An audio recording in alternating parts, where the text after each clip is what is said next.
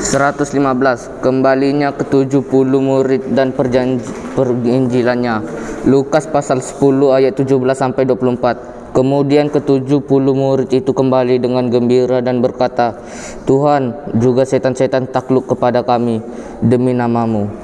Lalu Yesus berkata kepada mereka, "Aku melihat iblis jatuh seperti kilat dari langit.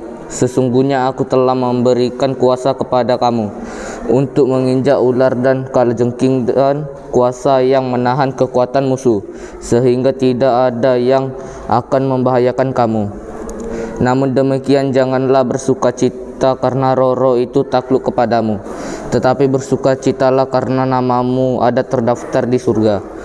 Pada waktu itu juga gembiralah Yesus dalam Roh Kudus dan berkata, "Aku bersyukur kepadamu Bapa, Tuhan langit dan bumi, karena semua itu Engkau sembunyikan bagi orang bijak, orang pandai, tetapi Engkau nyatakan kepada orang kecil.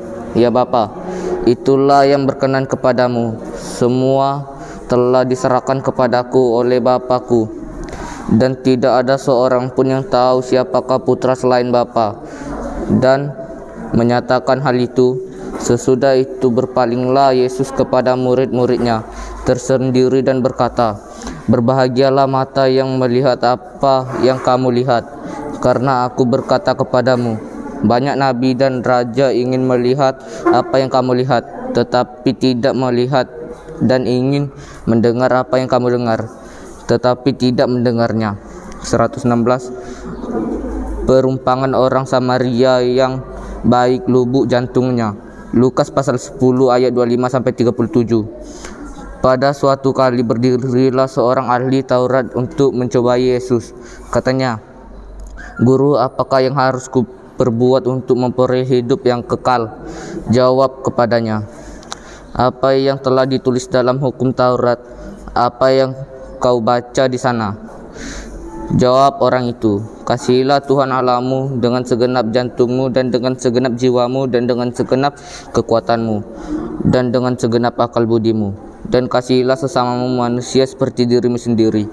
Kata Yesus kepadanya, "Jawabanmu itu benar. Perbuatlah demikian, maka engkau akan hidup."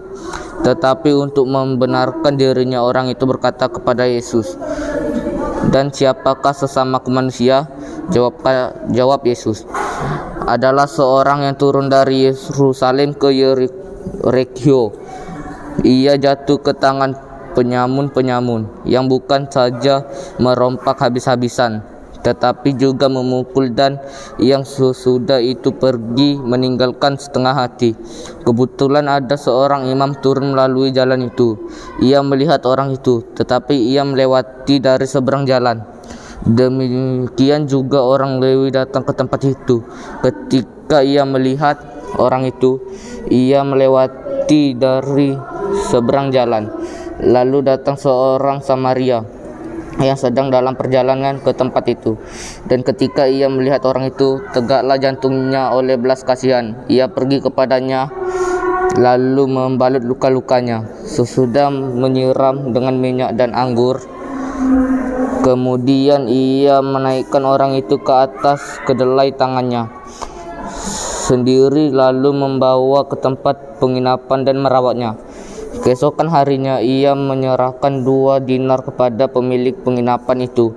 Katanya, "Rawatlah dia, jika ia kau belanjakan lebih dari ini, aku akan menggantinya waktu aku kembali." Siapakah yang diantarkan ketiga orang ini? Menurut pendapatmu adalah sesama manusia dari orang yang jatuh ke tangan penyamun itu. Jawab orang itu, "Orang yang telah menunjukkan belas kasihan kepadanya." Kata Yesus kepadanya, "Pergilah dan perbuatlah demikian."